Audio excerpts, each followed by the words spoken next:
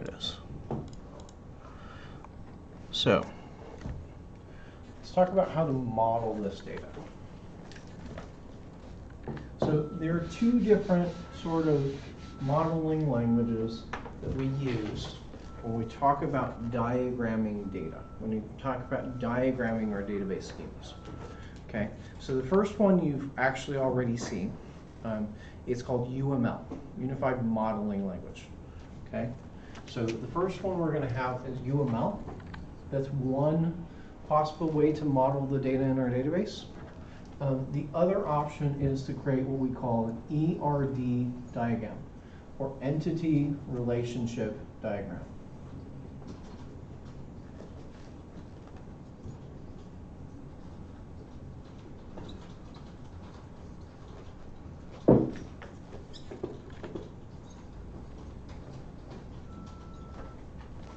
Okay.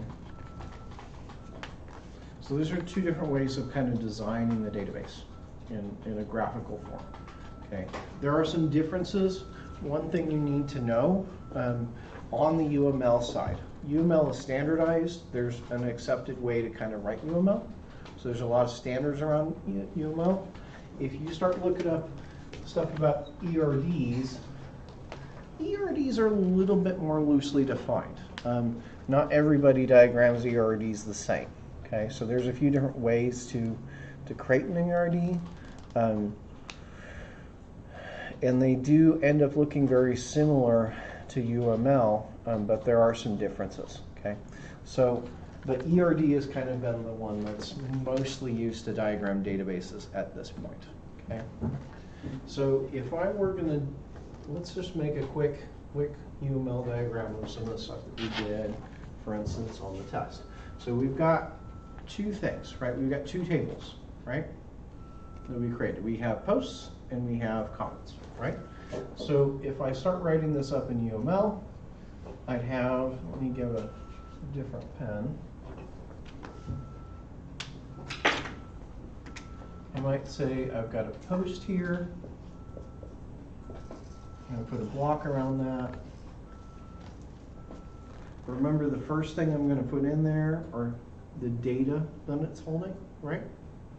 So what kind of data is the post holding? Well, we know it's holding an ID, and we know it's holding a title,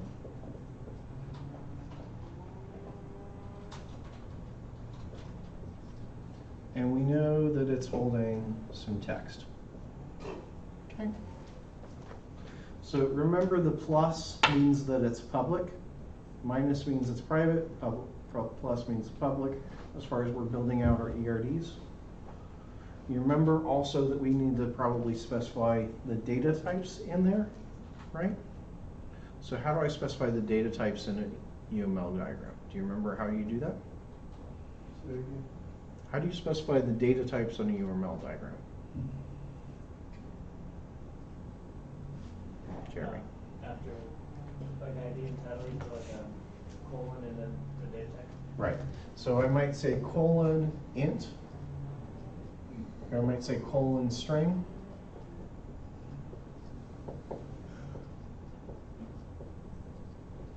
Does that make sense? So that's my UML diagram of that class, right?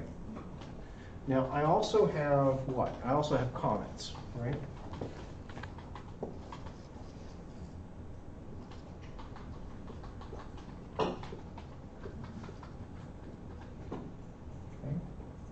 So inside the comment, I also have some sort of ID. I also have who wrote it.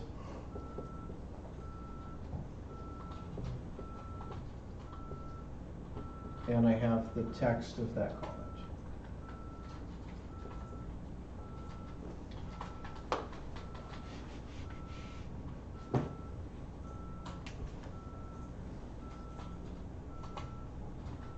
Okay.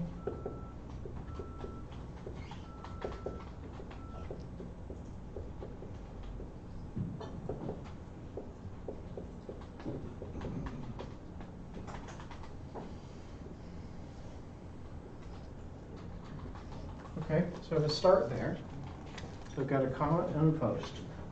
But notice right now that there's no connection between those two things, right?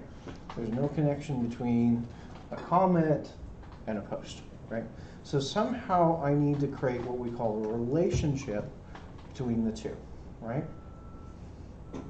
But how are these related? How are posts and comments related?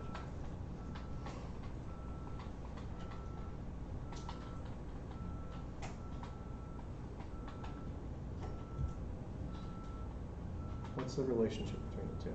You said log and post? Huh? You said log and post? Between the post and the comment.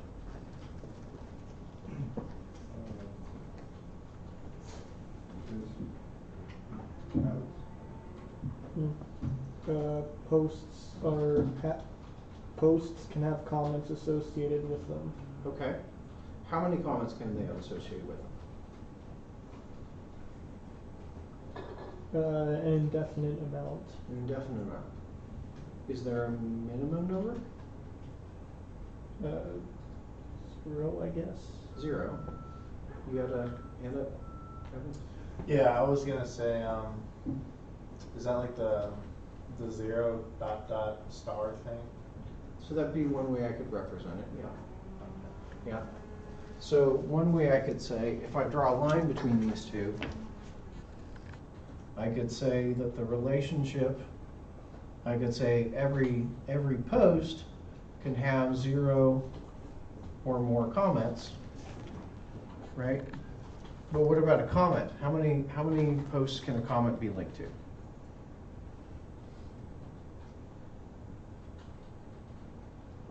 Only one. Only one. Only one. Right? What would happen if the comment was associated with all posts? Would that be a problem? If I posted a comment and then it appeared on every blog post on the entire website? Right? So every comment only belongs to one post, but that post can have 0 or more. Okay? So this is one way to write what we call multiplicity. Multiplicity of the relationship. We can use it with that notation. Okay? There's another way to write these relationships. Okay? Which is called the crow's feet notation. So this here, we have that, a little hash on one side, and we have a little crow's foot on the other side. This is what we call a one-to-many relationship. Okay? So that's a one-to-many relationship. We can also notate a one-to-one relationship.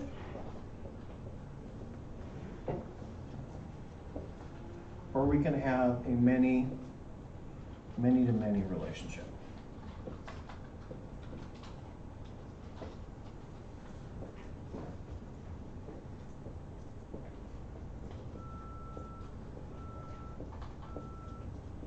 Okay, these are the 3 categories that we really, this is how we care to categorize our relationships generally, into one of these 3 buckets, right? Is it a one-to-many relationship? Is it a one-to-one? Or is it a many-to-many? Okay? So if we look at this side, right, we've got 1 here, 0 to infinity, right? I would call this a one-to-many relationship. So I might model that with a little hash here and a crow's foot over there. That make sense? Every post has multiple comments. So there's a one-to-many relationship there. And that's the most common kind of relationship that you'll see. Okay? The most common kind of relationship when we're building up these databases and data structures in general is you see one-to-many relationship. Okay? That's the most common sort of structure that we're going to see. Okay? Now, I've notated that here, right? But as far as the data is concerned, have I actually stored that relationship anywhere? Do I have any way on here that I've shown you how to save the fact that they're related? No. No. So I don't know how blogs and posts are related, right? So somehow I need to track what that relationship is, right? So one way to track that, and there's actually two ways to approach this, okay?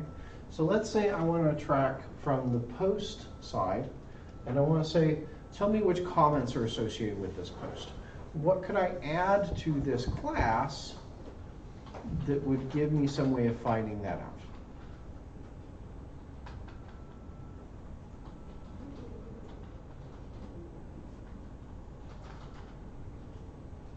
Just a list of comments. Here's a list of comments, right? So if I add another property here, call it comments, and this is now a list of comments,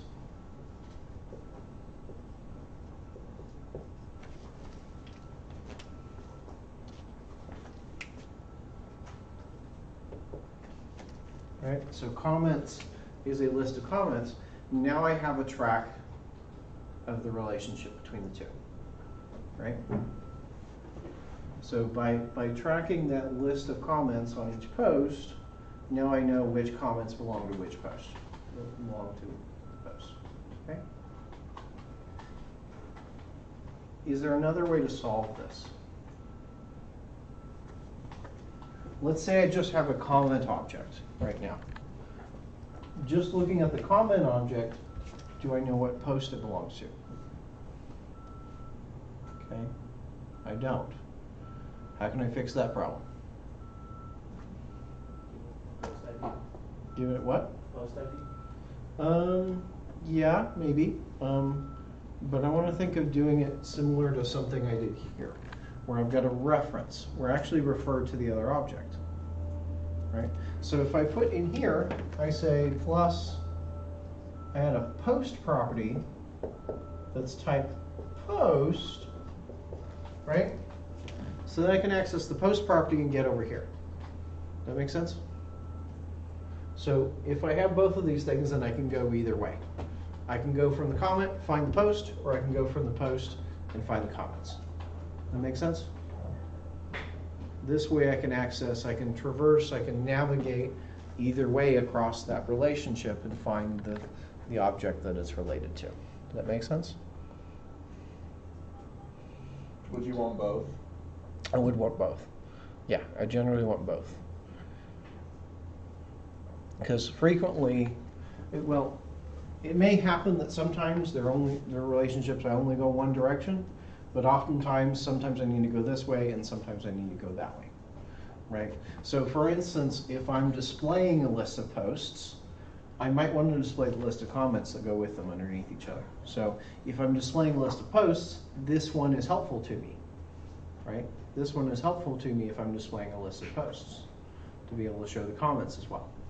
On the other side, if I'm editing a comment, right? If I'm editing a comment, I might want to see the post that it's connected to, right? I might want to know a bit about who wrote that post, when was it posted. I might want to show the user kind of some of the text of that post. In that case, I'll be from here and I'd be going that way. That makes sense? So it frequently happens that maybe on one page you want to go one way through the relationship, on another page you need to go through another way on the relationship. Okay? So we're going to add both of these things. Okay? We haven't talked about these yet, but there's something in Entity Framework called navigation properties, which makes it easy to set these relationships up like that. Makes it easy to access them in code. Okay, so those are navigation properties. We'll get to those in a bit, but I want to focus on the database side right now. So that would give me the relationship, right? If I were to model that in UML, that would give me the relationship. Okay, I could do a similar thing if I didn't want to use, like you were talking about the ID, if I cut those out,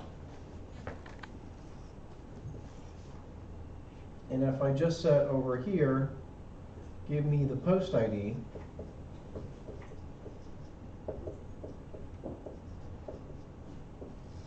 that would also give me enough information to track that. Does that make sense? Either of those things will give me, having the post ID over there will give me enough information to track the relationship. Okay.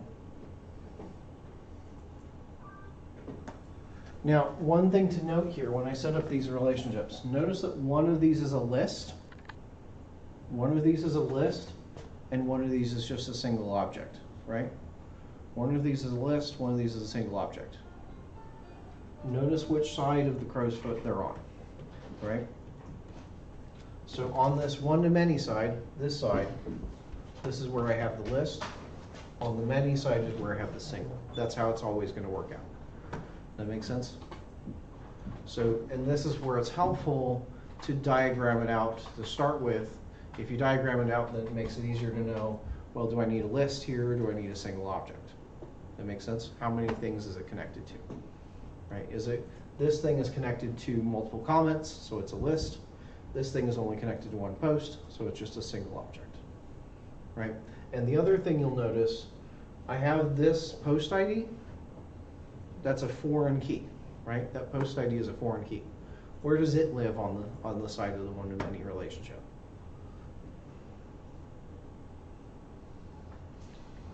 On the post side, It lives, no. Where does this post ID live? well, it lives in the comment. Lives in the comment, lives on the many side. So your foreign keys always live on the many side of the relationship. Does that make sense? In a one-to-many relationship, those always live on the many side. Your foreign keys are always on the many side. Okay.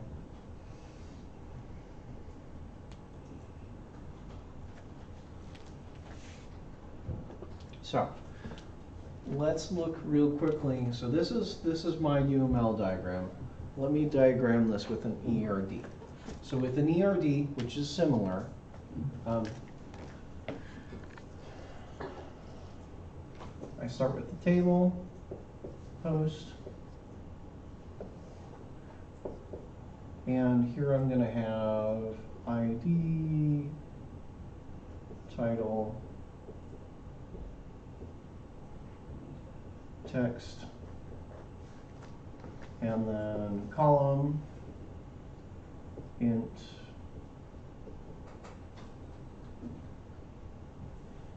this might be n var var,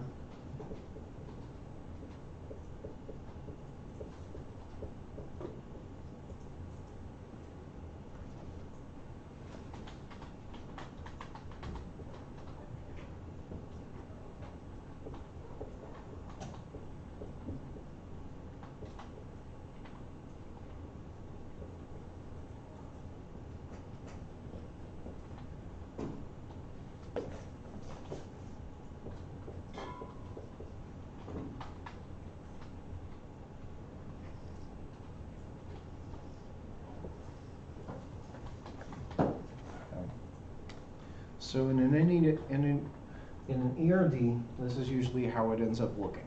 Okay, so your first, it's broken into kind of a 3-column sort of table. So the first column is the name. The first column is the name of that column.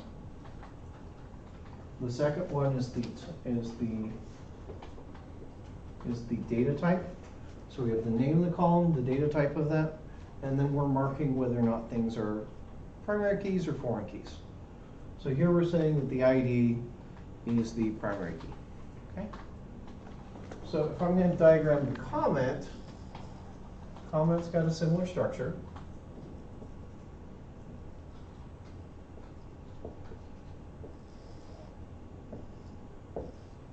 Okay. What do I need to put in that first column for the comment?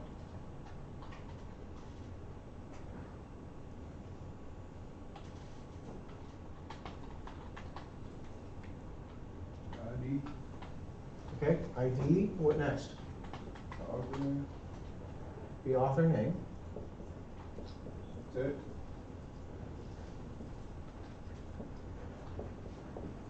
Okay. What goes in that second column?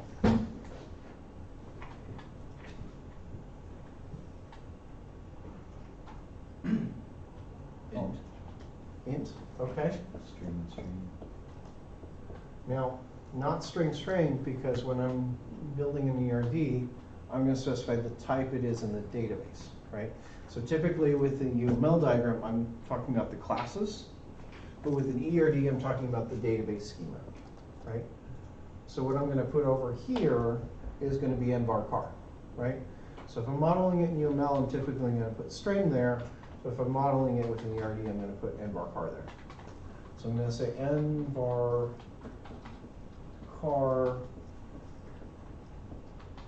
100. And here I might say nvar_char 1000.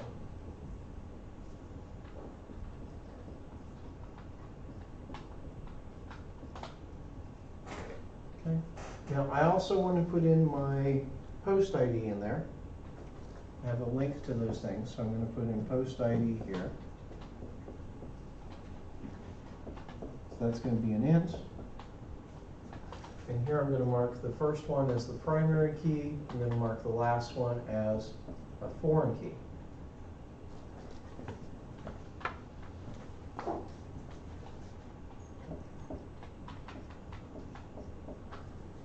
Does that make sense?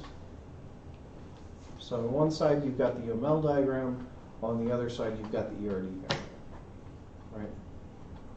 So the UML diagram is talking about the classes, the models, and the ERD diagram is talking about the actual database schema, right? One thing to note is there's some additional information that's in here that's not in there. Right? Does the ERD have some information that's not in the UML? The primary and foreign keys. Okay, so those don't exist over there. What else?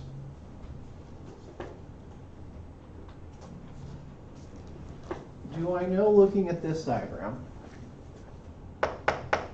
do I know whether or not the author name could have ASCII characters or not? Have Unicode characters or not? According to this, can I put Chinese characters in my author name? Yeah. Maybe. Okay, well, at least at this site it will accept it. But what if I decide to put var_char on my database instead of nvar_char? Right?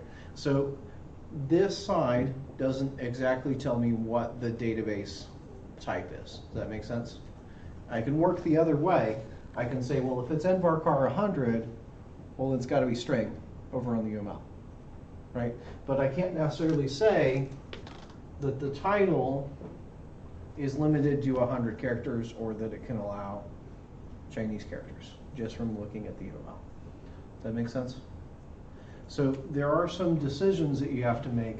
If you're just starting with the UML, there are some decisions you're going to have to make on the database side to figure out what type you want to actually save it as. That makes sense? There's not a one-to-one relationship between string and other types. Okay, but if you have this, that gives me all the data I need. Right? That's fully spec'd out. Now, I also want to establish the relationship, and I'm going to notate that the same way. So I'm going to have a hash and a crow's foot on the other side, saying that this is a wanting money relationship.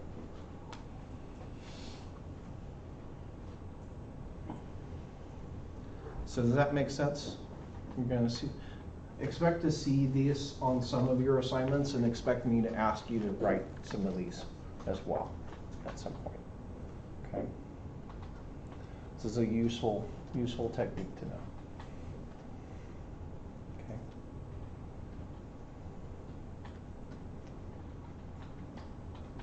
All right.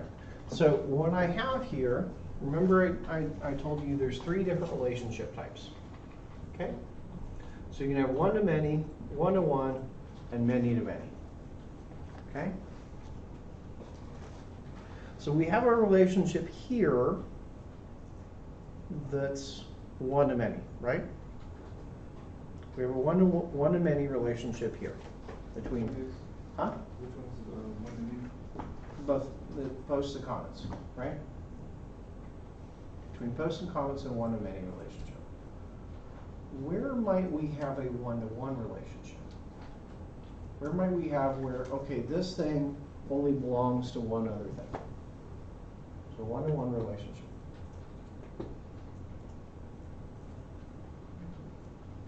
Maybe like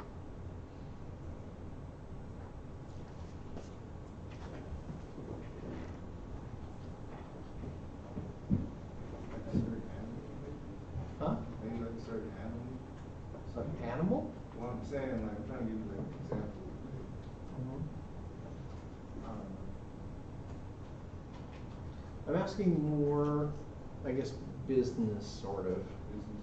Where might you see this in the business?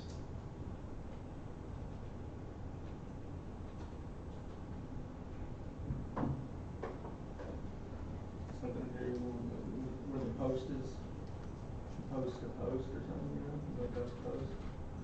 So let me ask you, let me ask you this. So let's say, let me erase some of this bits here.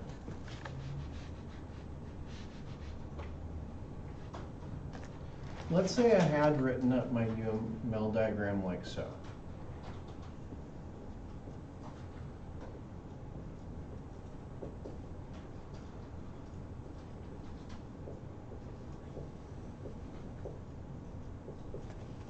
Has the relationship between these two now changed? Yes. Okay, so if I say this, what's the relationship now with these things?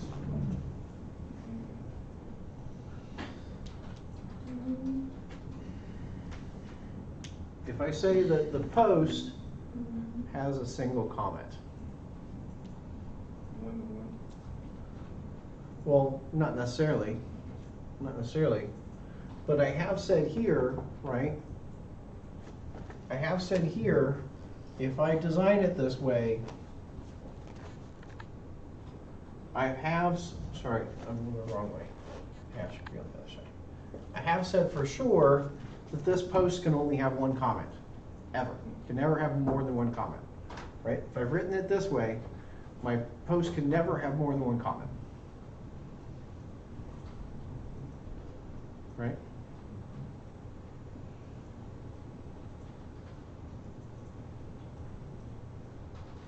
But I could still have that comment belong to multiple posts, right? Does that make sense? I could still have multiple post objects with the same comment. Is that because you got rid of that post when you have time? You're right. So if I say this, potentially that might do something like this, right? Maybe? Maybe?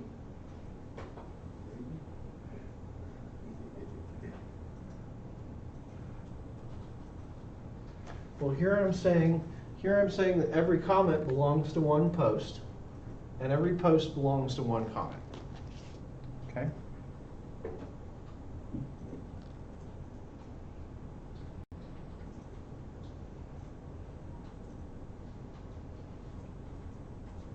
So yeah, I think that would more than likely establish a one-to-one.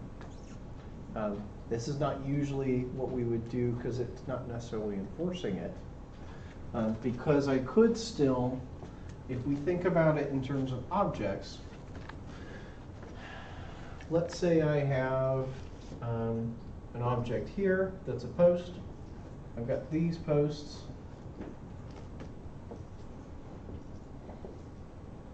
And the lines between posts and comments kind of go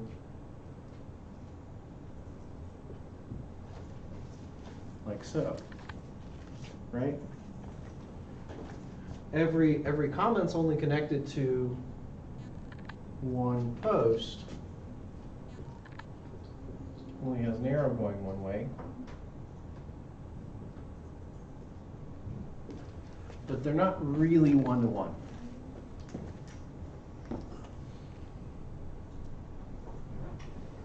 That make sense? So here we're just saying that there's only one thing it's connected to, but it could be like this. This post is connected to that comment, the comment's connected to that post. Be kind of nonsensical, right? But that still doesn't enforce it, right? Okay. Well, so that's one thing to remember, but this is one thing to remember here, right? If I say that this comment is just an object, I'm saying that the post can only have one comment, right? If I don't say this is a list of comments, right, I'm saying that this only belongs to one thing. Does that make sense? So it's very important that we get the multiplicities, whether this should be a list or whether it's a single thing, right? Because otherwise we won't have the intended behavior, okay? It's a little minor decision, but it's a really important one to get those right, okay? Well, let's think about it from the database side. So let's say I were to go in here and say add comment ID.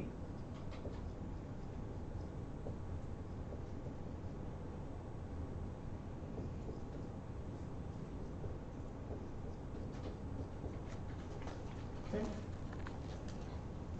So there I'm saying this, if I add this, I'm saying, if I add this column here, I'm now saying that this post belongs to a comment. Does that make sense?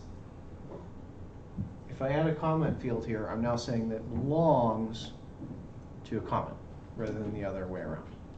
That make sense? Okay. Just like I'm putting the post ID here to say that the comment belongs to a post, if I get it wrong and I put it on the other side, now I've changed the direction of the relationship. Does that make sense? If I put my foreign key on the wrong side of the relationship, I've changed the direction of it. Okay. Now, if I want to really, really enforce a one-to-one, the best way to do it is actually so.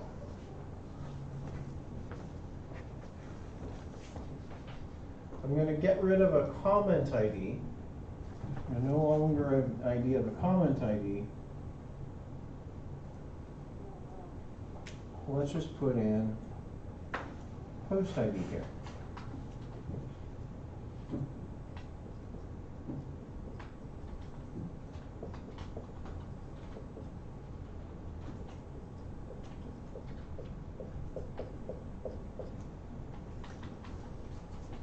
Where the primary key in this table is the post ID from over there.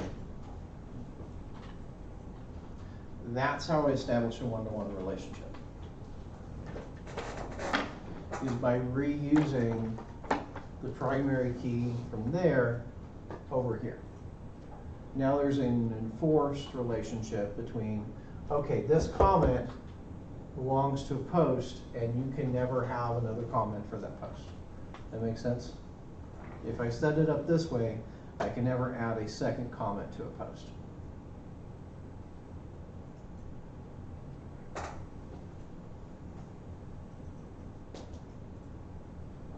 That's when you're squinting your eyes. Just trying to view. Okay. So I've used the post ID here. This is both the primary key and a foreign key. Okay. So that would give me a way to get a one-to-one relationship. Okay. That's the way I would create it. Now, the real place that those usually end up are things like, okay, the main reason where you're going to see those is, let's say you have a large table. Let's say that table has 20 plus rows, right? It may make sense for you to split that table into two tables. And then they have a one-to-one relationship. So you might say, hey, I want to split these columns of the table. They're going to stay here, and these other columns are going to go to another table. Okay? You may need to do that for performance reasons, and you may want to do that such. The other reason that you may see that is maybe initially when users sign up or something, they don't have to create all of their details. Maybe they initially, when they sign up, they only have to give you a username and a password, right? And then later on, maybe you need their shipping information, right? When they initially sign up, you just need to use an email and a password, you're good. And then once you want to actually ship them, once they actually want to place an order, then they need to fill in their shipping details, right? So one way we could set that up, I'm going to go kind of erase because I need some space.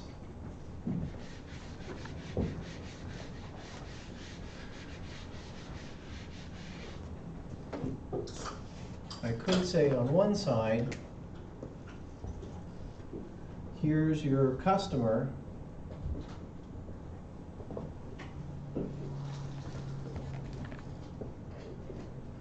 and here's your customer address.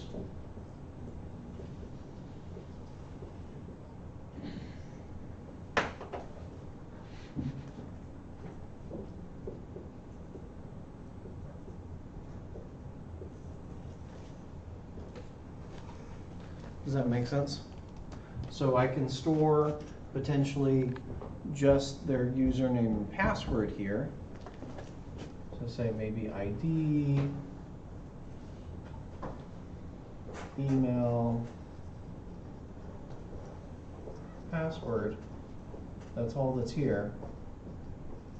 And then over here is their street address, etc.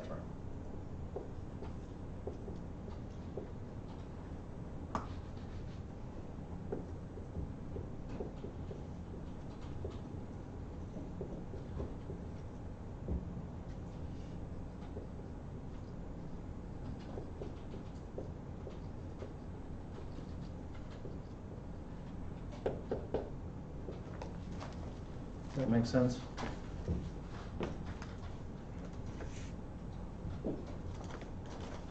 So I might kind of break this table up to two separate tables so I can manage the data easier. That makes sense? So that's where you might see a one-to-one relationship. Is oftentimes it's you're kind of taking one table and breaking it into two. In which case the secondary piece of information, this is like the additional information you're adding to the customer, is going to be just using the same primary key. Right? So customer ID here, I've got customer ID there. Does that make sense? So that's where you might see a one-to-one relationship. Okay. So many to many get interesting, and they get interesting for an important reason.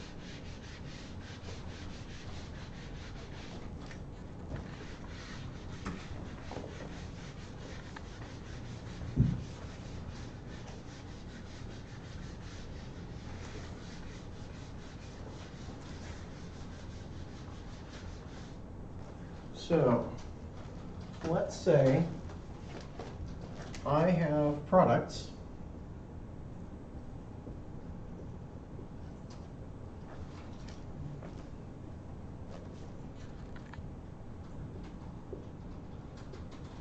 on one side, and I have orders on the other side, right?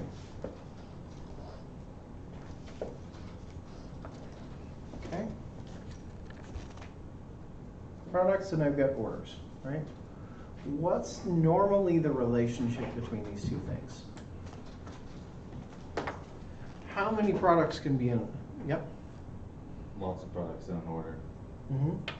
So if I'm talking about the relationship between these things, I can have more than one product in an order, right? And really there's usually no upper limit. I can have as many products in my order if I want, right?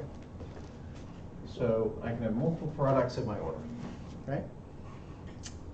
How many times can somebody order the same product? Many times. Let's say I sell orange bouncy balls. How many different people can order those orange bouncy balls? As many as they want, right? How many times can one customer order orange bouncy balls? As many as they want. So in here, the relationship between those would be what we call many to many. Okay? Relationship between orders and products is many to many. Okay? In a database, in a relational database, it is impossible, and I mean this really, really honestly, it is impossible to model a many-to-many relationship with just those two tables. Okay?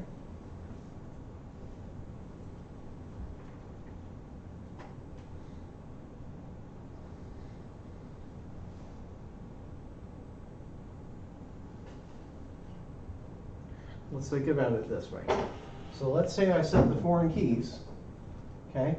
I've got two options here, right?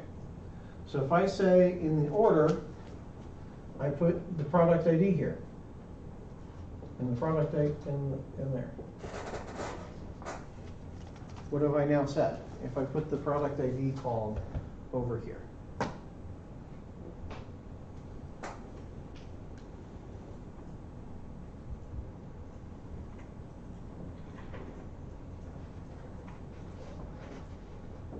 Saying that product is associated with that order.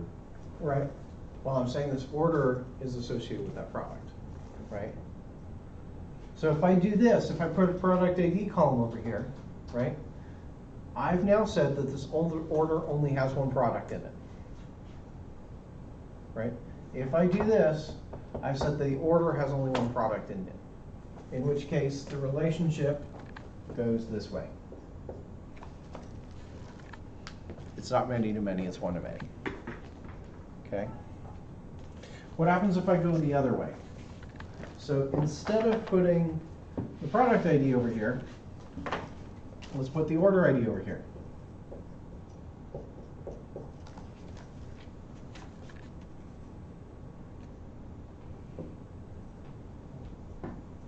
Now, I can only order this product once, right? I can only order this product once.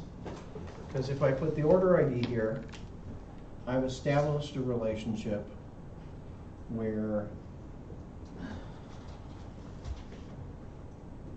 it's like that, where it's many to one or one to many. Okay, so if I add a foreign key over in the products table, I get a one to many going one way. If I add a product ID over here, I've got a one to many going the other direction, right? And if I don't leave anything on there, if I don't add any foreign keys at all, well then I've got no idea, right? And if I don't add a foreign key at all, then I've got no idea what the relationship between orders and products is. I don't know who ordered what. Okay. So this is very important to know, and this is part of why you want to diagram your database before you start writing the code. Okay. These many-to-many relationships you cannot represent directly. These many-to-many relationships, if you see that in your diagram, you know that you have something wrong and you have to change something about your schema. So if I need a many-many relationship, there is a trick. What we use is what's called a bridge table. What I do is I create another table here, and usually the way we name that table is we just put both of those names together. We say product orders, right? So we call this bridge table here in the middle. Okay. It has to have, we need to put two columns on it. So it's going to have an order ID, either way, order ID, and it needs to have a product ID. What order they go in doesn't necessarily matter, but I need to have those two things. Okay? So if I create this bridge table here in the middle, I can solve the many-to-many problem. So here, the relationship now between product and orders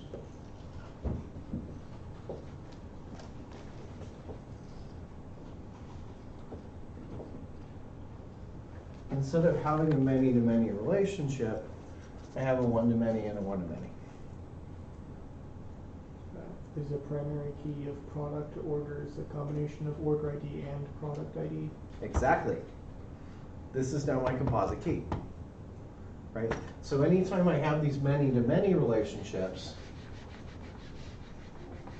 what they're gonna, the best way to model those is add a bridge table between the two, which now is many-to-many on both sides. I mean, many-to-one on both sides. Add the two columns here, and that's gonna now be a composite key. Right? And if you remember, we modeled that. What did we call this table? Because there's a good name in that case for this table.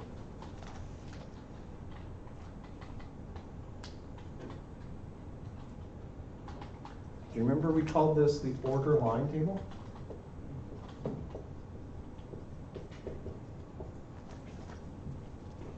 Order lines?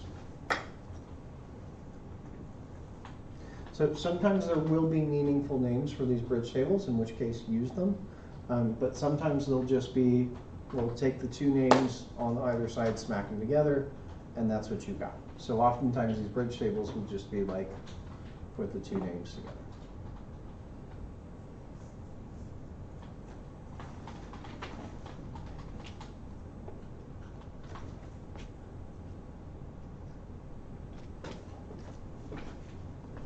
Questions on that?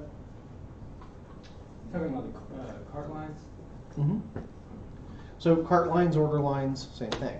They're a bridge between those two things. Does that make sense? Each order line, each cart line is connected to one order and one product.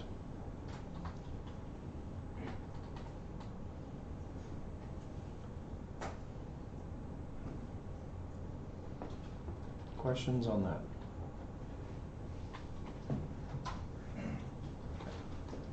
So that's how that's going to work out. Okay. So when you get to modeling the schema, pretty much you want all of them to come out as one-to-many. Are we going to look at isn't there programs out there that like map out? So there are tools for that. The tool that I tend to use is one called UMLET, UMLET.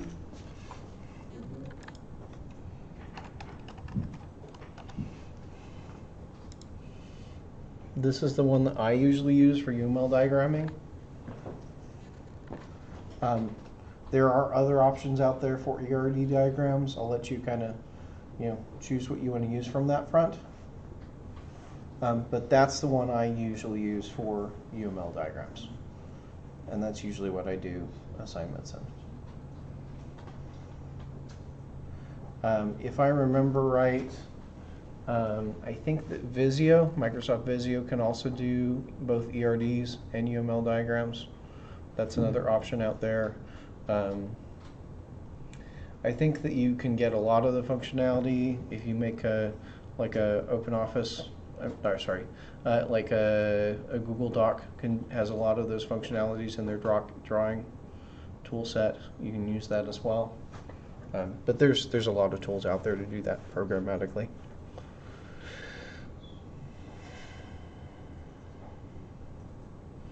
Other questions? Okay, so we talked about, so that's bridge tables, we talked about relationships. You can see relationships are a very core part of what we call relational databases, which is what we're working with this semester. That's what SQL Server is. It's called what we call a relational database management system, or the short kind of acronym for that is RDBMS. Relational Database Management System. Okay. Microsoft SQL, Oracle, MySQL, SQLite, all of those are what we call relational database management systems, and they all use that SQL language. Okay. Data types. I want to talk a little bit about data types because we've looked at them already a little bit. But I haven't talked about all of the database, all the different data types that were available in SQL Server. Okay, so under the first kind of category, there's a few that are usable as far as numbers go. So numbers,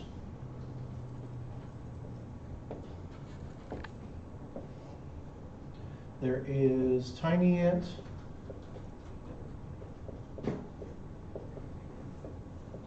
small int, int, and big int.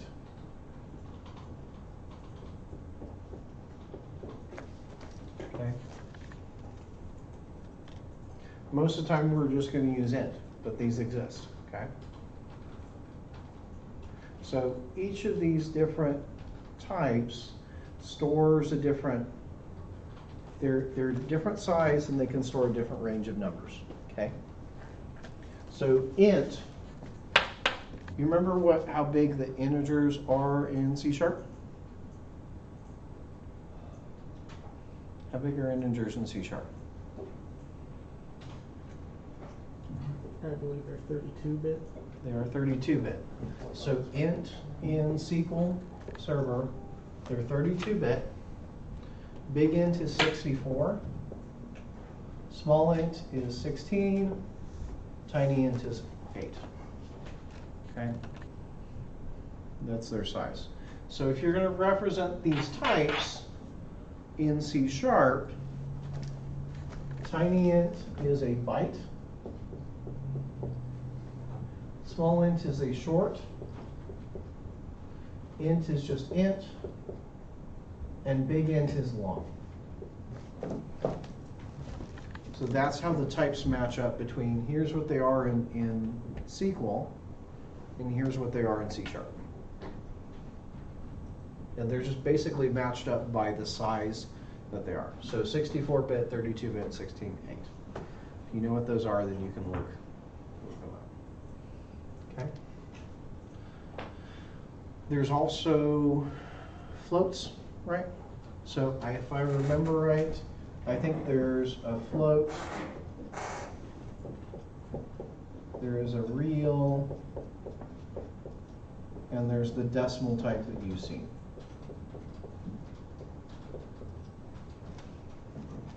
Okay.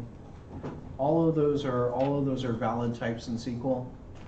Which one you use, I don't care a bunch for the most part, but I would recommend anytime we're doing stuff with currency, if we're doing what's the price of something, use decimal.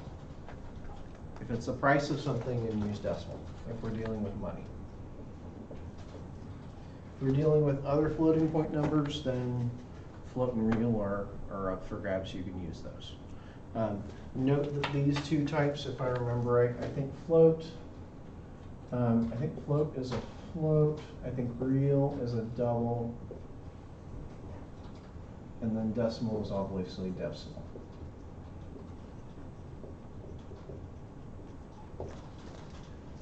Okay, so those how those kind of match up.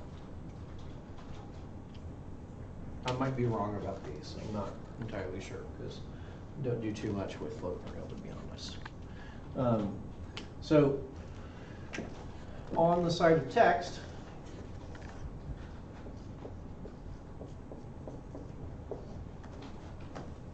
what types do we have on the text side? Yes. I was gonna say, we get a break at some point. Yeah. Let's go ahead and take that break. Come back at 3:30.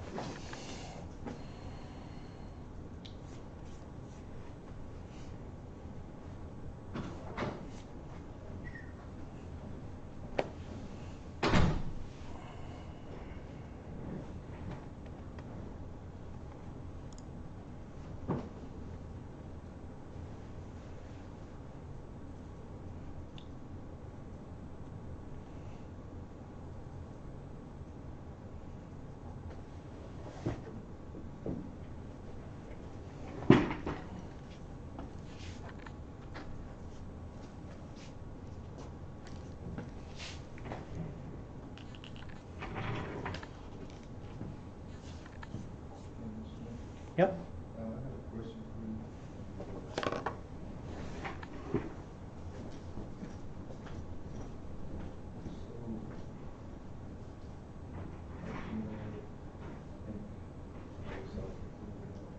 It was just a common thing. I just had to use that.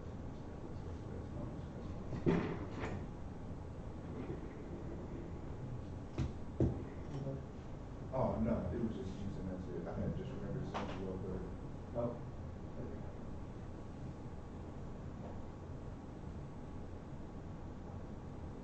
Oh, yeah. So, login.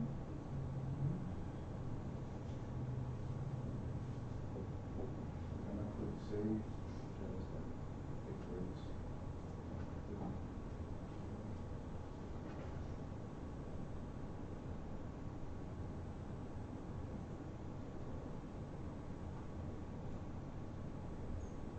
So you're on account login right now. Okay, so it's saying to log in first. See, let's go look at your code. Go to your account control.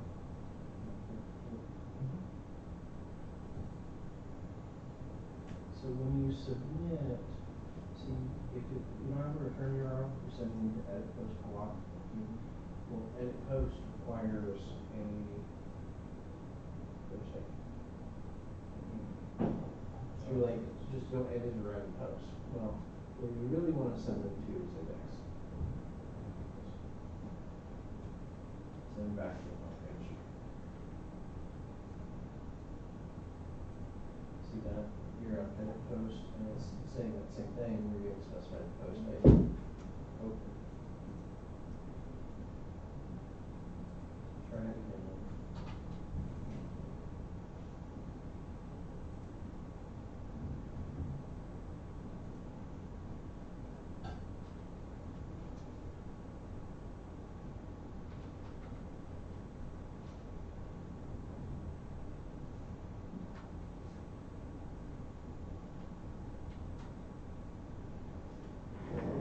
See that it's already logged in.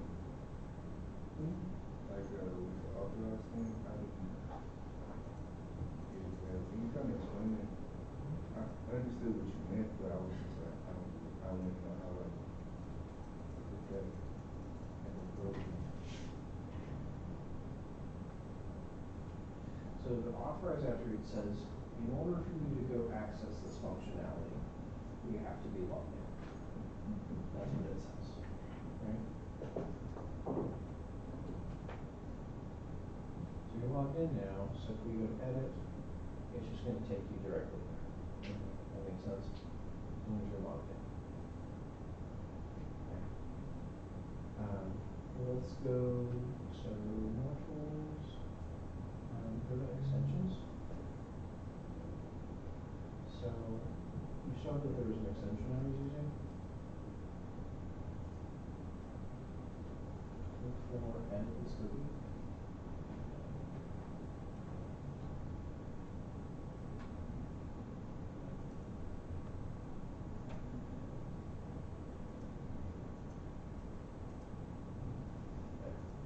Add pro.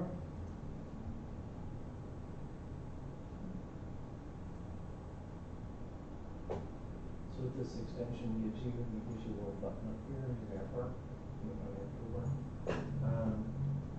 So if we go to here, so we're logged in right now. That's because of this cookie. I can delete the cookie and log out. So I'm logged out, right? Because that cookie's gone. If I click on create, I should be seeing a login form. So you don't have it set up right. See, because we're logged out, we should be seeing that form. Let's go look at your log controller. See, you don't have authorized on these. Yeah, okay. So right now, anybody can get in there and do it. So you will add in that authorized attribute.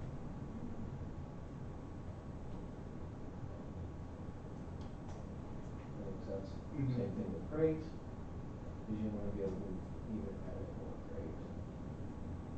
Logged in, and then you also need to change this one, and post here. You also need to add that. So all the actions that they should only be able to get to if they're logged in, you have to mark them. So go ahead and run. Now what you should see is that it now asks you for a login.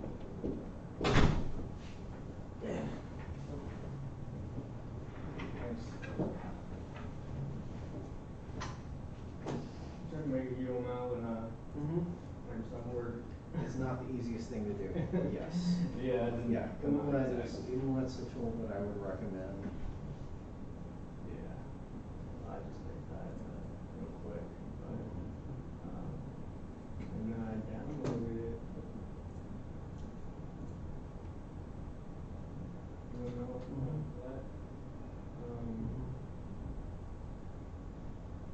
I don't know about,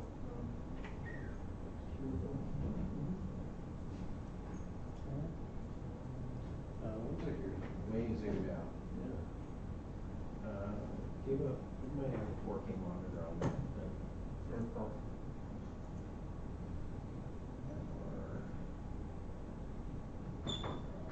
oh, there we go.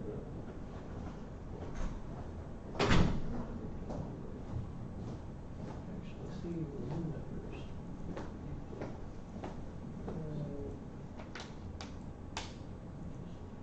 This is not a problem we've had before. I don't know what. Maybe what. It shouldn't be happening on this one screen.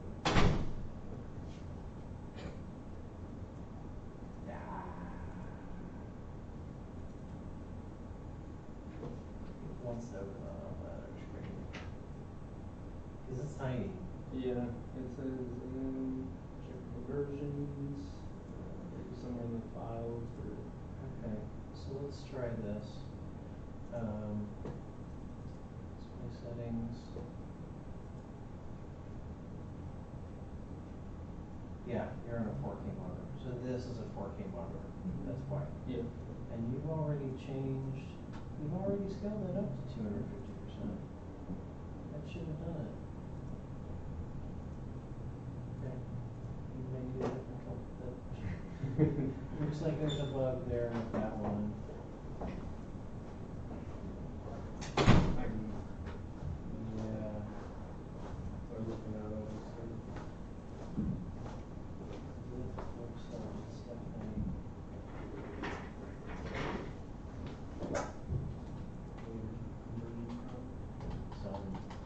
I know 4K monitors throw all sorts of problems with programs because things like this happen. But I don't know. Yeah, I've had Windows bug out.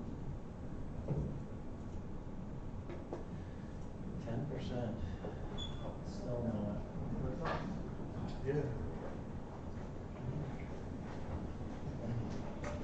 Usually this program is usable. I don't know what 4K monitor. So yeah.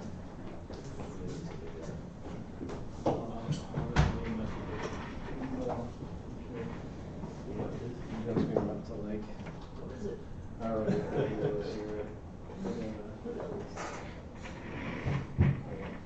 I changed their. Suggested changed their software so that it supported crow's feet. Oh, really? Notification. Did it have that previously? It doesn't have that in the current version. Oh, really? So, we'll see. I should maybe give them, like, hey, here, this fixes 4K. But, Does that inlet thing Yeah. support ERD? it supports UML. It doesn't really, I haven't found any functionality for ERDs in there. So to do ERD diagrams, you may need something different. Now, that being said, UML is very loose.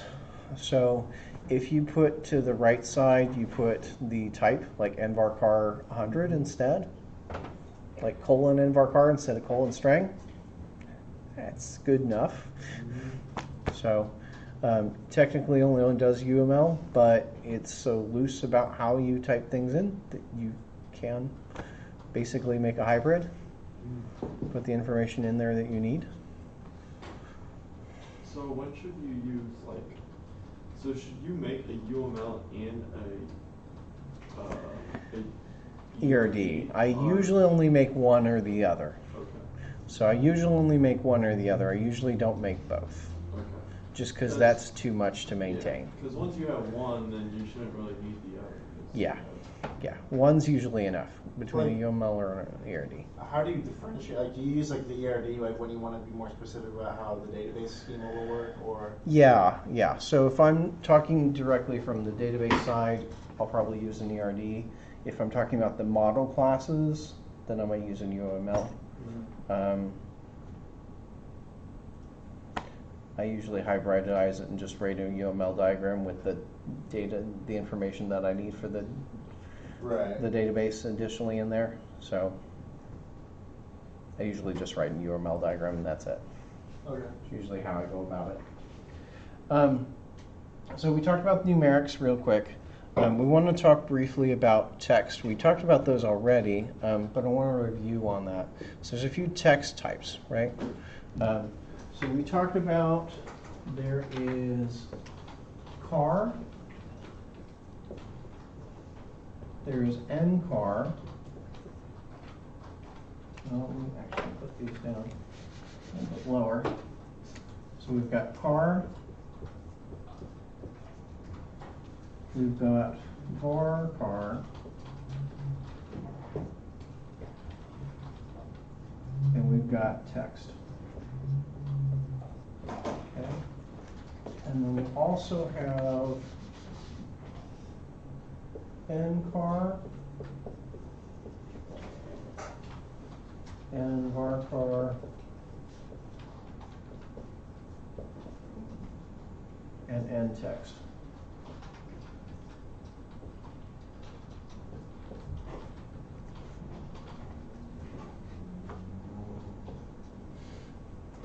Okay. So, kind of refreshing on these. What makes car and varchar different? What's the difference between the two?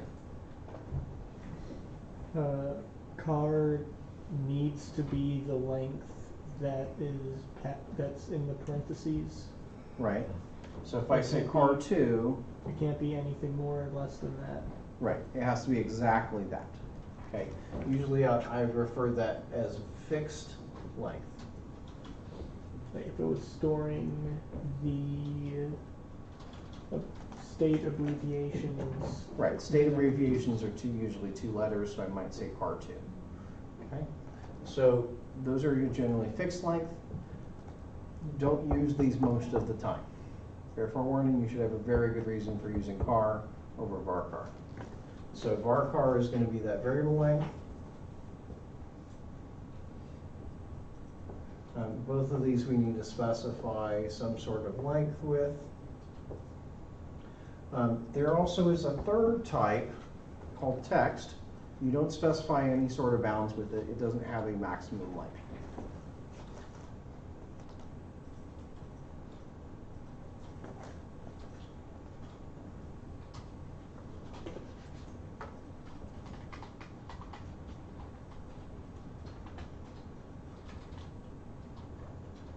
So I'd say this one is sort of arbitrary length.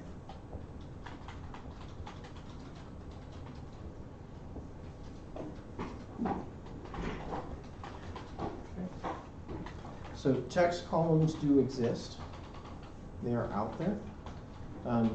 They support as long as you need them to be. Okay. If you need something to be a few megabytes in length, such as like commonly would be a blog article, I might actually make it text.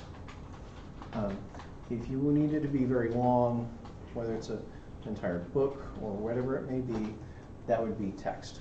The thing to know about text versus these others, okay? with those, they are normally stored kind of in the same space. So the rows are stored these bytes, and the next bytes is the next row, etc. They're kind of stored together with the other data for that row. That make sense? So all the data for each row is kind of stored together on the file system. With text columns, all that's stored there in the column is just a number that says it's this thing over here some other place. So with text columns, the data is actually stored outside the table. It's kind of stored in another sort of bucket. Does that make sense? Sounds kind of weird, but that's how it works out. Okay. The reason for that is when we build these tables, the actual files, every row we assign, okay, every row is this many bytes long. So if I know that every row is 100 bytes, for instance, then I can go and say, oh, you want row 20. Well, that starts at byte 2000. That starts at byte 2000 because they're all 100. So I can skip, I don't have to read the rest of the file to know where that row starts. I can just jump to the start of it. Okay. So typically all of our rows need to have a fixed size. Text moves that out to keep that constraint. That makes sense? So one of the things that means as we're writing SQL and working with columns, there are a lot of things that text columns aren't allowed to do. Okay? They're allowed to be arbitrary length, and they're good for when you're storing long text, long blocks of text, for instance, the blog article case. But there are some performance downsides when you're working with them. That's what you want to know. Okay. And there are some things as far as searching them, they're not all that great for. Okay. Similar thing we have on the other side, add the end character. And remember that all of these are Unicode.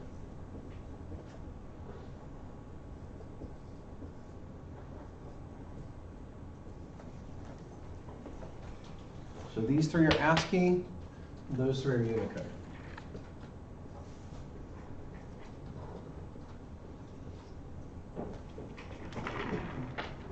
So the one you're going to use most is going to be that end varchar. That's the one that you're going to use for most of your columns with the size.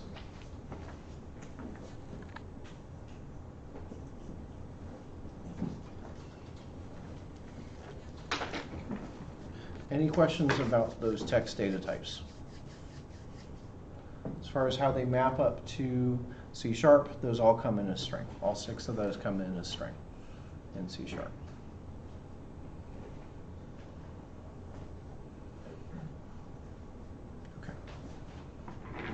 So we have a little bit of time left here.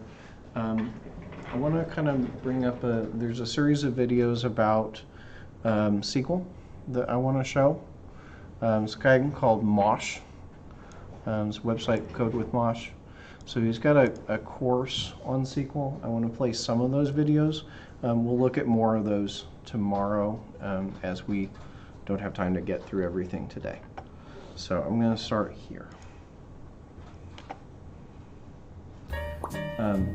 I have several of these videos already downloaded and put on a flash drive, so if you want a copy of these, just get with me. We can copy it off the flash drive and you can get a copy of all the videos here. So you can watch them on your own time. Let's start the course with a quick overview of databases, what they are and how we use them. A database is a collection of data stored in a format that can easily be accessed. So, write that down. Definitely write that down. This is kind of the best definition of what a database is. Database is a collection of data stored in a format that can be easily accessed. Because you remember with the other video that we watched, just because you have data doesn't mean you have a database or you need a database, right? So the whole part here, in a format that can be easily accessed, that's what sets apart a database from just a spreadsheet. Okay. and we're storing data. In order to manage our databases, we use a software application called Database Management System, or DBMS. We connect to a DBMS and give it instructions for querying or modifying data. The DBMS will execute our instructions and send results back. Now, we have several database management systems out there, and these are classified into two categories: relational and non-relational, also called NoSQL. In relational databases, we store data in tables that are linked to each other using relationships. That's why we call these databases relational databases. Each table stores data about a specific type of object, like customer, product, order, and so on.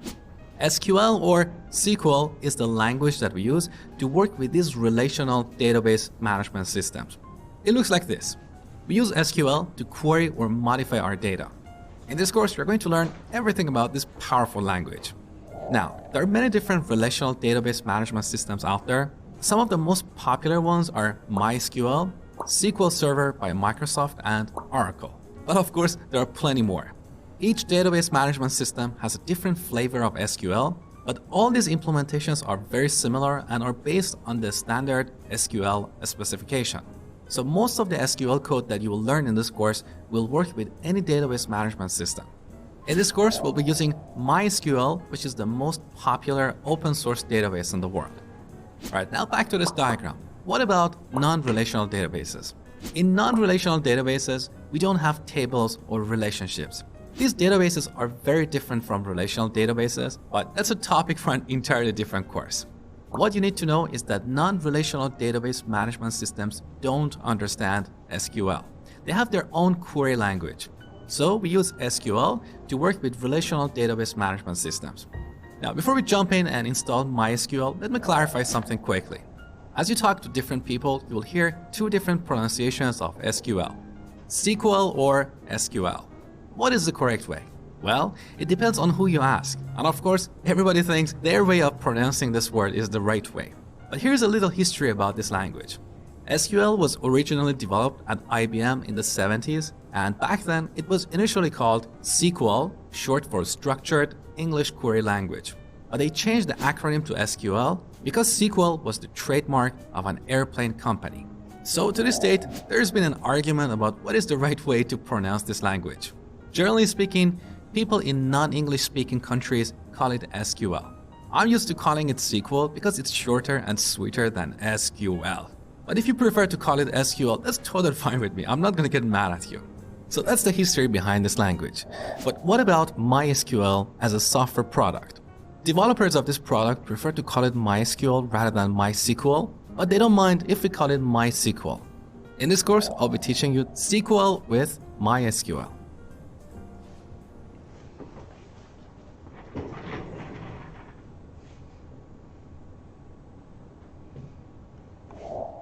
In this tutorial, I'm going to show you how to install.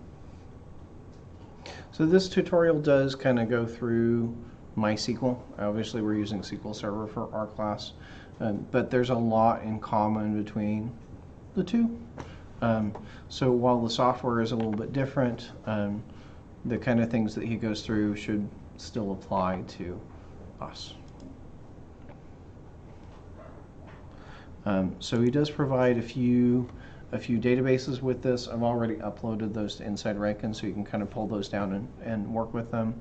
I've also already converted them over to the scripts over to SQL Server because they were originally for MySQL. So I've already converted those scripts. In this tutorial, I'm going to database. That will work. We refer to this database. Yeah, I'm going to go ahead and skip over to here. So if you want to get the code, the database that he's working with, go to Inside Rankin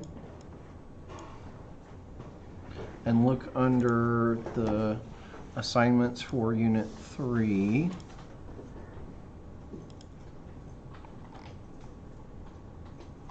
You'll find this code with MOSH, SQL Mastery. Underneath there, you should find the database attached.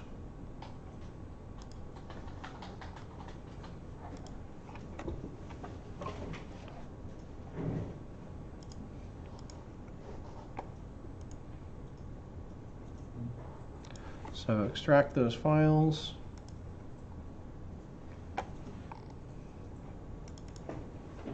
You should have a store database script as well as an invoicing script.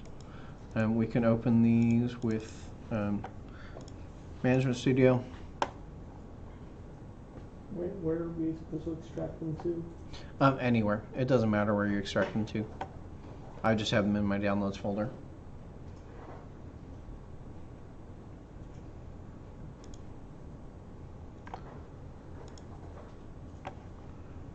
Let me open up the other one.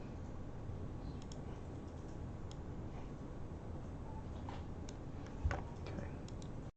So having these open, I'm just going to pull out the store, and I'm going to say execute on that one. Should just go through and create the store database and the, there we go, invoice database. So once you run those two scripts, you should have one called SQL Invoicing and one called SQL Store.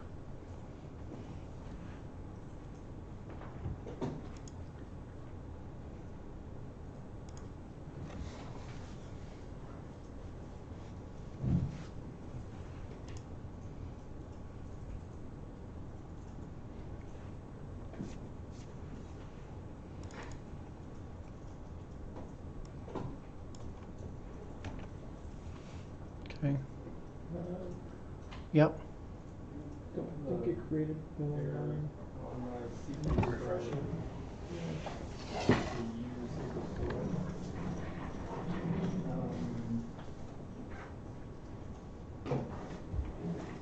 So hit execute on it. Okay. Yeah, they're there. Now they. You got a refresh point on it. Okay, that's good. So if you refresh your databases, you should see now you have one called SQL Store and one called SQL Invoicing.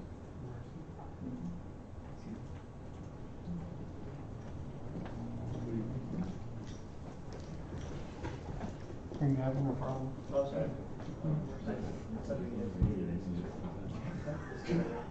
I know, it's under the Oh, okay. go under coursework. Okay.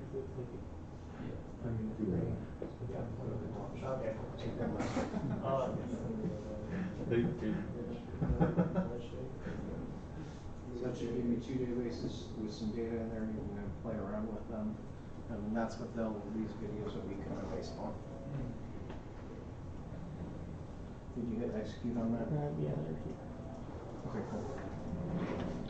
Okay, so back to the video.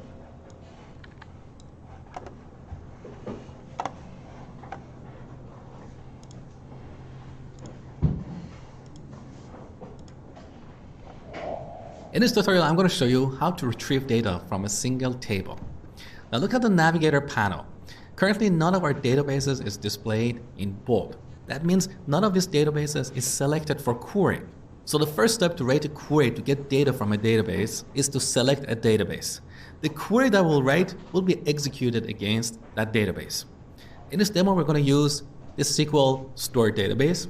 So we type out use SQL _ store. Now use is a keyword in the SQL language, and that's the reason it's displayed in blue.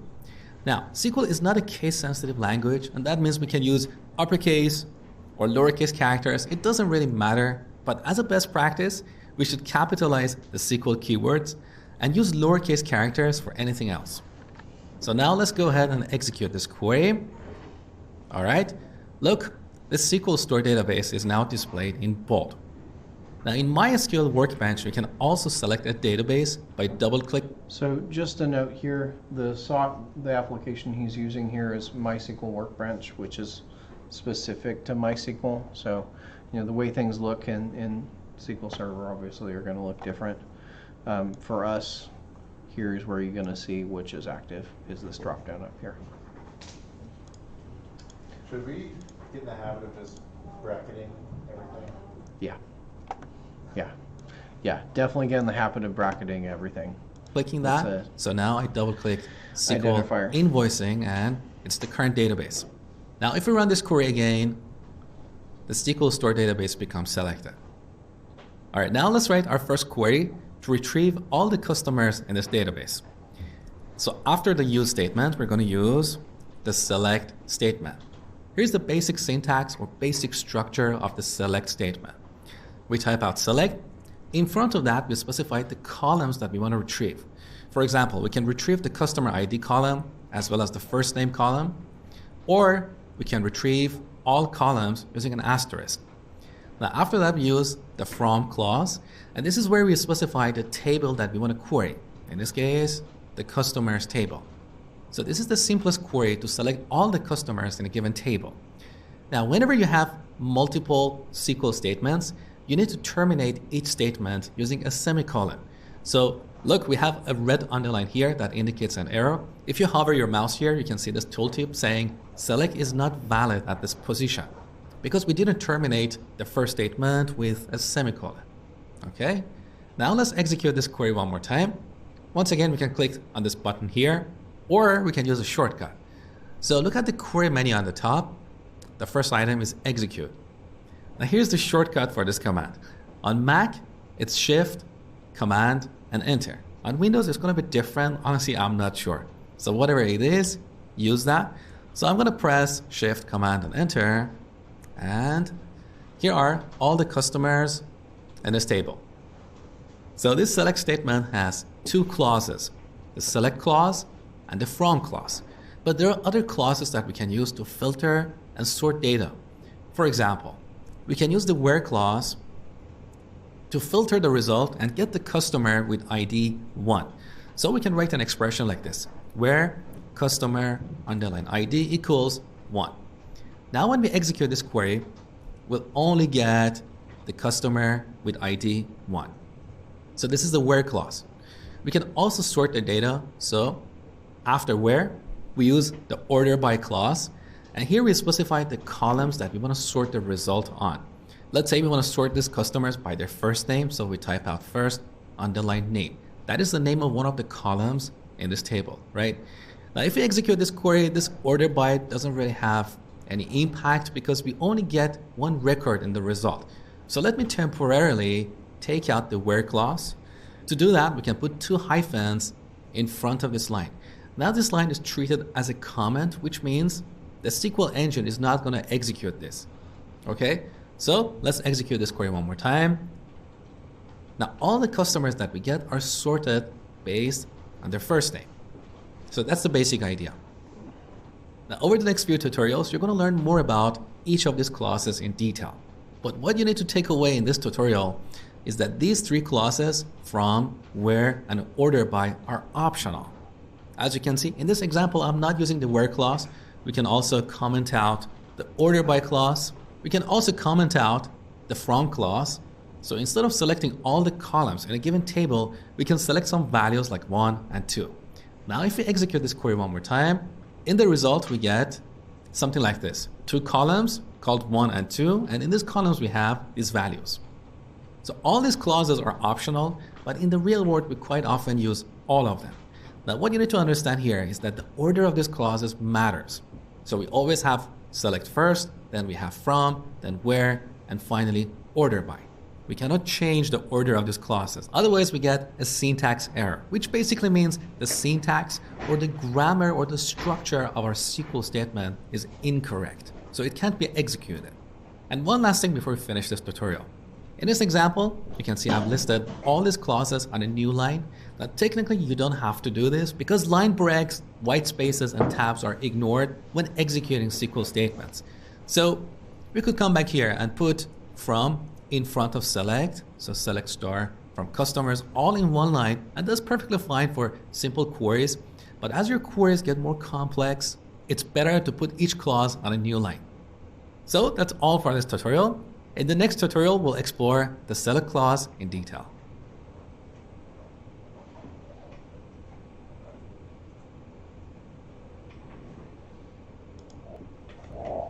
In this tutorial, we're going to look at the select clause in detail. So since our current database is SQL Store, to clean things up, I'm going to remove the first statement. You don't really need it now.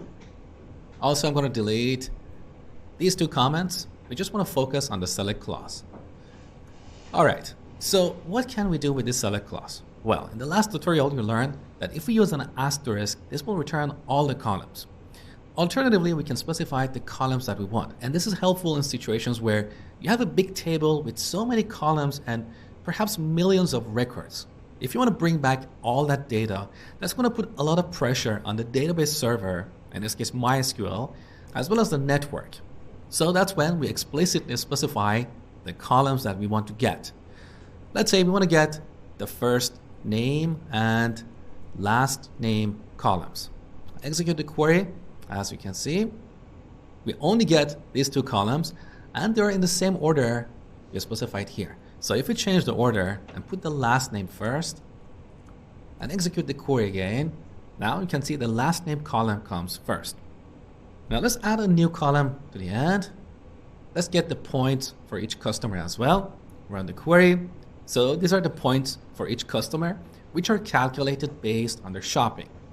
Now let's say we want to get these points and put them in a mathematical formula to calculate the discount that we can give to each customer.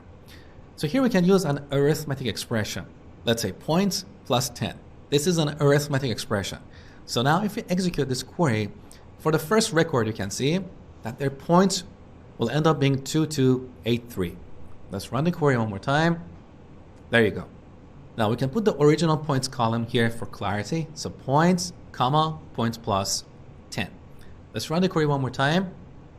Now you can see the original points, and next to that you can see the value that we're going to use to calculate the discount. Now here we're using the plus operator, which is for addition. We also have multiplication, division, subtraction, and modulo, which is the remainder of the division. So let's change this to something more complex. Let's say we want to get the points multiplied by 10 and then add 100 to it. Now you can immediately see that this line 1 is getting too long and it doesn't fit on the screen. In situations like this, you can break up the select clause by placing each column on a new line. So select last name, then first name, points, and finally points times 10 plus 100. So let's execute this query one more time. So this is our new column with the new calculated value. Now one thing you need to understand in this arithmetic expression is the order of operators. And this is based on the order of operators in math. So when he's doing that, is that permanently changing the database? No, this is just showing it for display purposes. It's not actually changing the data that's there. You're just seeing that the results of that calculation. Does that same type of, does that apply to like string concatenation as well? You can do string concatenation as well. It is not the plus operator to do string concatenation. In order to do string concatenation, you have to actually use the concat function to do string concatenation. The plus operator only does addition. So in math, the multiplication and division operators have higher order or higher precedence than addition and subtraction. So in this expression, first points is multiplied by 10 and then the result is added to 100. Now if this is not what you want, you can always change the order by using parentheses. As an example, let's change this multiplication to addition and then put that multiplication here. In this expression, first 10 is multiplied by 100 and then the result is added to the points. Now let's say this is not what we want. So we can change the order by using parentheses here. With this parentheses, first we get the points, add 10 to them, and then multiply the result by 100. So these parentheses are useful for changing the order of operations as well as adding clarity to our code. So someone else reading this code can easily understand the order of these operations. Now let's execute this query one more time. All right, now look at the name of this column here. It's set to the expression that we have on line 5. That doesn't quite make sense. We want to have a clear descriptive name. So we can give this column an alias using the as keyword. So as, and then we give it a name like discount underline factor. Let's run the query again. Now the name of this column is changed. So this is the benefit of using an alias. We can give descriptive names to the columns in the result set. Now, if you want to have a space in the column name, you need to surround it with quotes, either single or double quotes.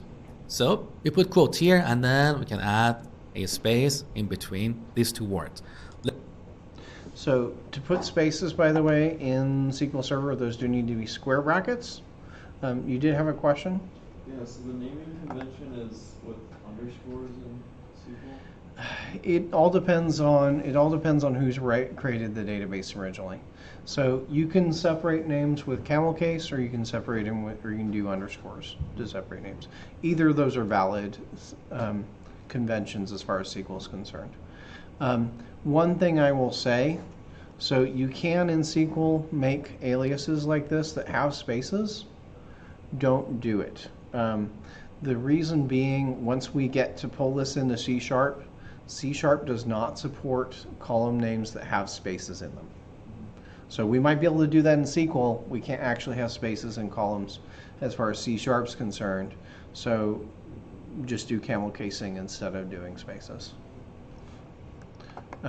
Scott, you had a hand up? It's probably a silly question. How did you get to that screen from, like, I downloaded all this stuff from SQL? Make a new window. So this is So right click on the SQL store and say new query window, oh, okay. and just write a new thing. Yeah. So those two scripts were the scripts to import the data. This is just an empty file. Let's execute the query one more time. Now we've got discount factor. So let's quickly recap everything you learned about the select clause. We can use an asterisk to return all the columns, or we can explicitly specify the columns that we want to return. We can also use arithmetic expressions here, and optionally we can give an alias to each column in the result set. Now there's one more thing you need to know about the select clause. So let's delete this query and select the state column from the customers table. Take a look. These are the states in which our customers are located. Now currently in the sample data, we don't have any duplicates. In other words, we don't have multiple customers in any of these states. But for this demo, I want to change the state of the first customer to Virginia, so we end up with duplicates in the result set. So let's open up the Navigator panel. Here's our customers table. Let's look at all the data. And here's our first customer, as you can see, is located in the state of Massachusetts. Now I want to change this to Virginia. So double click VA for Virginia, enter, done. Now on the bottom right corner of the screen, you should see two buttons, apply and revert. Unfortunately, I cannot show you these buttons because the recording window is a bit smaller than MySQL Workbench. But look down the bottom, in the bottom right corner, click on apply. You're going to see a dialog box like this asking you to review the changes. So go ahead and click the apply button one more time. All right, beautiful. Now, let's go back to our first query window and execute this query one more time. As you can see, the first two customers are located in Virginia. What if we want to get the unique list of states in the result set? That's when we use the distinct keyword. So select distinct state. With this query, we'll retrieve the unique list of states from the customer's table. So with the distinct keyword, we can remove the duplicates. Let's execute the query one more time. Now you can see Virginia is not duplicated.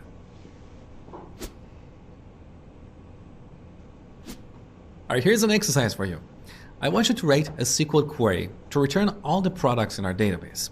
In the result set, I want to see 3 columns: name, unit price, and a new column called new price, which is based on this expression, unit price times 1.1. So let's say we want to increase the price of each product by 10%. With this query, we want to get all the products, their original price, and their new price. So pause the video and spend 1 or 2 minutes on this exercise. When you're done, come back, see my solution.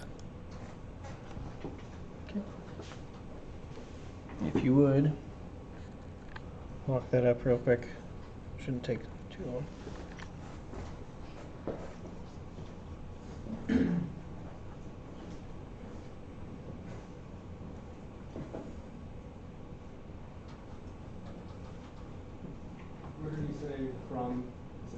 from? So this would be from products.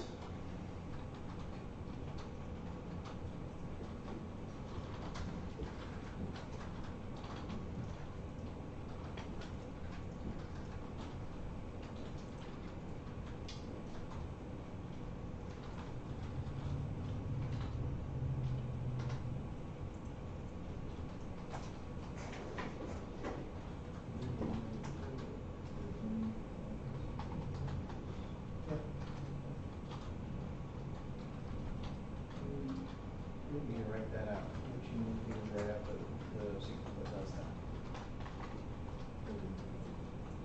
You want to write out a select verb. You can write SQL. You want to write out a select verb. I don't have a So those would be, if you look, do a select star of the products table. Look at what the actual name of the columns are.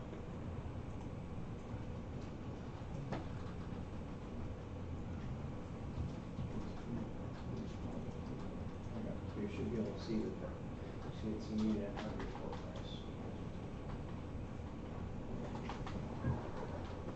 It should be unit underscore price.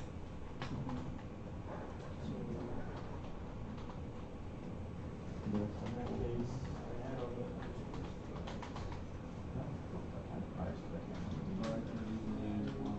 He's not giving you SQL. He's asking you to write the SQL. Right. I'm looking for unit price, but it's like not coming up. It's unit underscore. Trying to from active from statement. But it doesn't know which table. If you don't have a from statement, it doesn't know which table, and it can't use in process. Run product. new price. If you remember, you need to use that alias to rename the new price.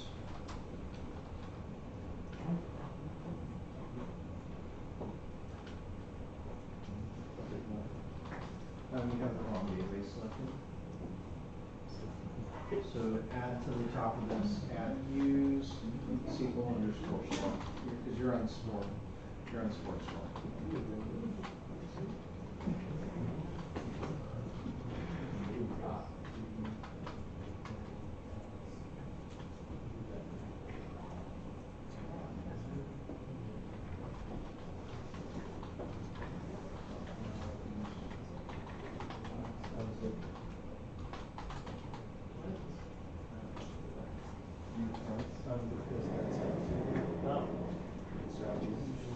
Square brackets are.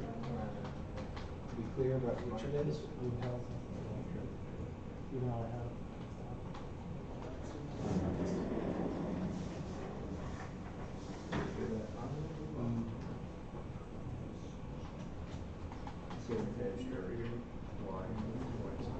Well, I mean, it was showing up there already. If I just stopped here. It's like a nice glued to the screen. Oh, maybe that's.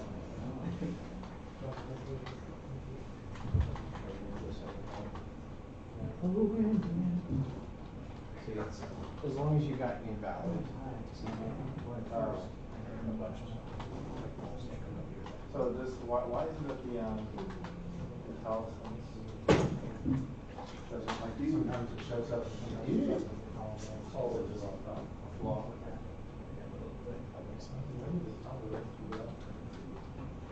You never know. Like 90% of it.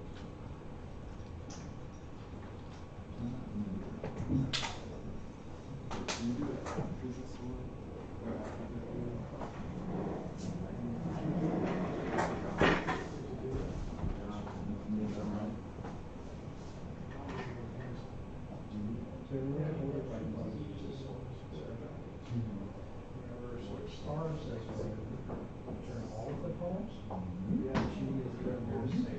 Oh, okay. Where'd you experiment? You need 3 columns. Where's your writing that? Yeah. Right after you have the pricing.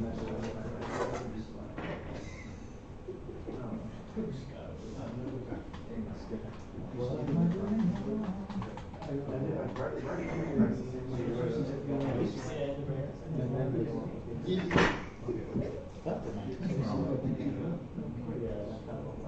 Making me feel worse.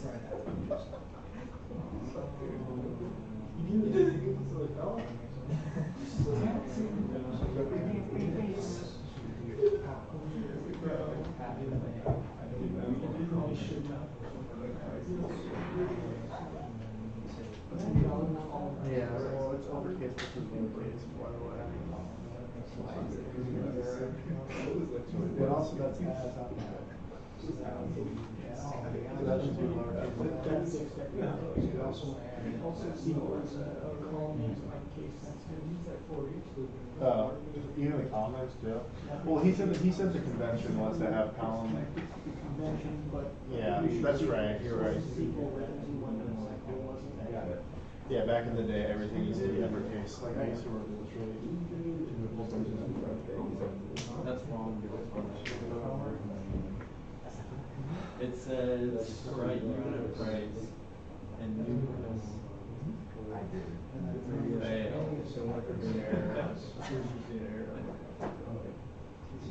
Control C, unit price. As unit price, as unit price. No, it's not what it says. You gotta have spaces in there. Huh? Space price. Okay, that's like saying unit. Yeah, but you can do it in SQL Management Studio. No, we got to write those to see if I could work. Yeah, but you can do it in SQL Management Studio. Yeah, you read your first. I'm gonna hit play on this. All right, this is pretty easy. So we start with select. Now, what columns do we want to select?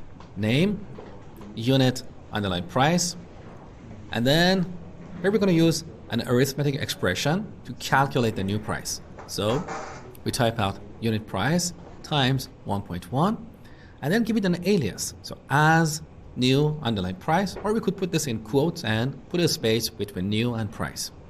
Now, where do we want to select these columns from? From the products table. So from products.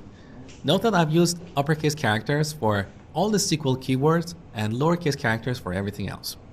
So let's go ahead and execute this query. This is what we get.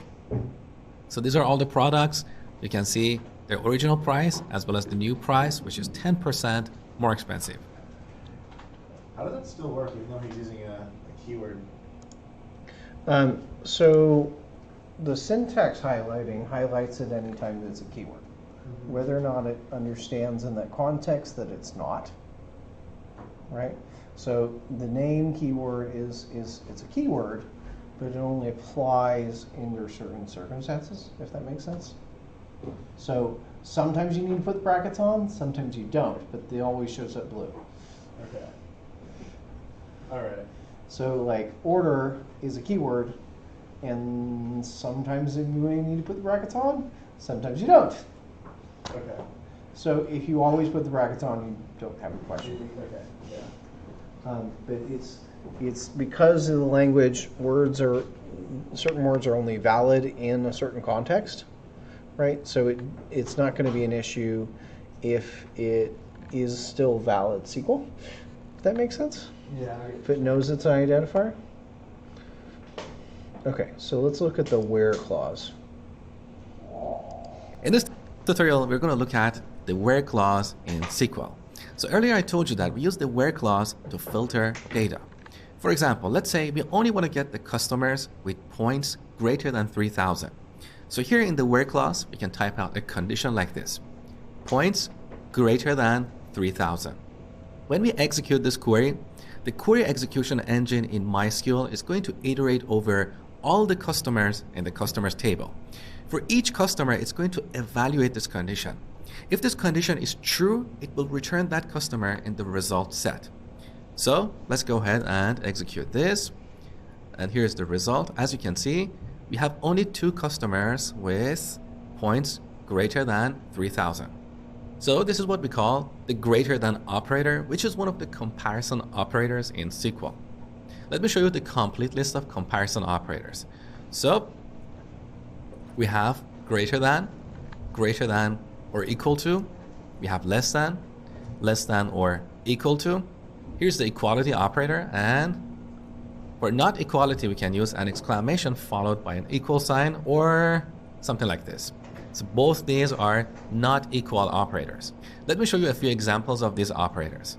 So I'm going to delete all this and bring back the previous query. Let's say we want to get only the customers in the state of Virginia. So we can change our condition to something like this, where state equals Virginia. Note that I have put Virginia in quotes because this is what we call a string. A string is a sequence of characters. So whenever you're dealing with a sequence of characters or basically textual data, you need to enclose your values with either single or double quotes. But quite often, by convention, we use single quotes. So let's execute this query. And here's the result. You can see we only have these two customers with ID 1 and 2 who are located in Virginia. And it doesn't matter if we use uppercase or lowercase characters. So if we type out VA in lowercase and execute the query, we get the exact same result.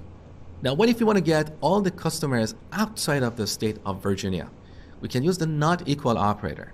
So we can either prefix this with an exclamation or use this other notation. Either way, we get the same result. So these are the customers that are not located in Virginia. Now we can use these comparison operators with date values as well. For example, let's say we want to get only the customers born after January 1st, 1990. So we change our condition to birth date greater than. Once again, we use quotes for representing date values, even though dates are actually not strings. But in the SQL language, we should enclose dates with quotes. So here we type out 1990-01 for January -01 for day. So this is the standard or the default format for representing dates in MySQL. 4 digits for the year, 2 digits for the month, and 2 digits for the day. So let's go ahead and execute this query. I actually made a mistake here. So we don't see the result. Instead, we see the action output or the output window. If you scroll to the bottom, you can see the details of the error. So here I used the wrong name for the column. We should separate these two words with an underscore. That is the name of our column. So let's execute the query one more time. So we only have 3 customers born after January 1st, 1990. So these were examples of comparison operators in SQL. In the next tutorial, I'm going to show you how to combine multiple conditions when filtering data. All right, here's your exercise. I want you to write a query to get the orders that are placed this year. So look at the orders table, see what columns do we have there, and based on that, write a query with a where clause. So you probably want to start with select star from orders and just see what's there.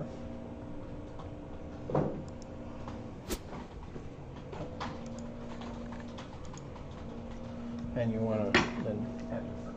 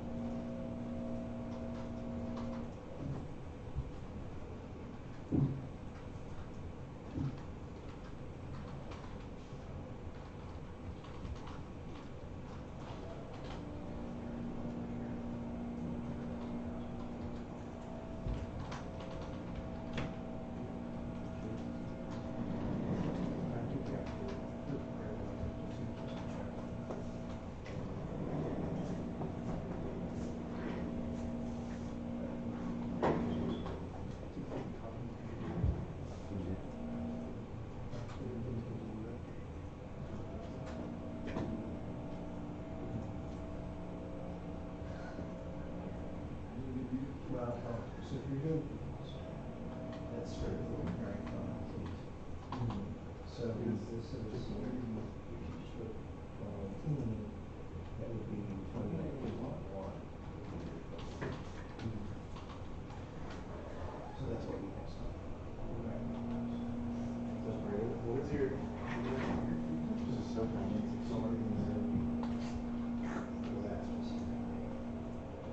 Say grade rate. Also, you want to is that 0 8 or 0 So you said equals 2019.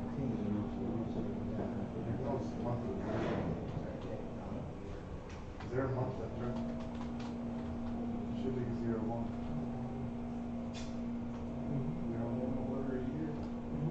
You probably say one greater than or equal to, because remember, So you you're say, filtering out or were they January years, 1st. 2018? There, right? No, that's Or 2019. I think greater than equal to 2019 on 1 1.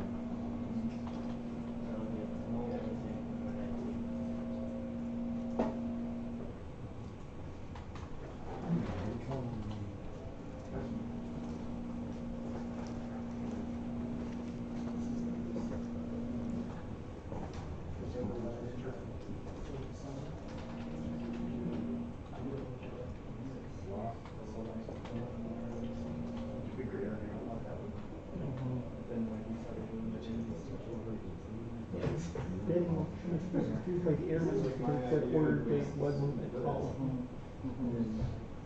Yeah. Where it is expected to be a column. Yeah. Would you be able to do like a get date or something? Yeah, you could. I think you don't feel like control and it's still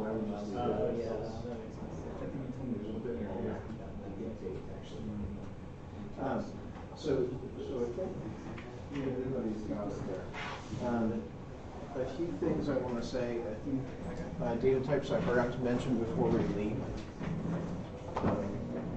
So for dates and times in SQL, there are 3 data types that you can use to store dates and times.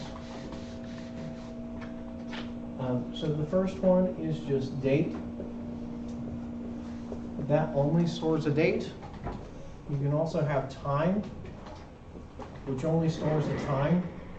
So that'd be like 12:53 p.m. That's only the time portion. Or you can also have date time.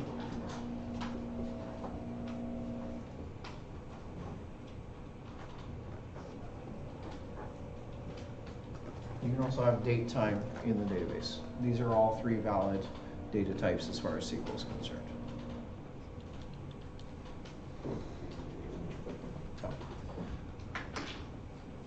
We'll resume with this with SQL tomorrow. What I would ask you to get started on, there's a Code Academy lab out there, pathway kind of tutorial. I'd ask you to go through that and start with that. Start there.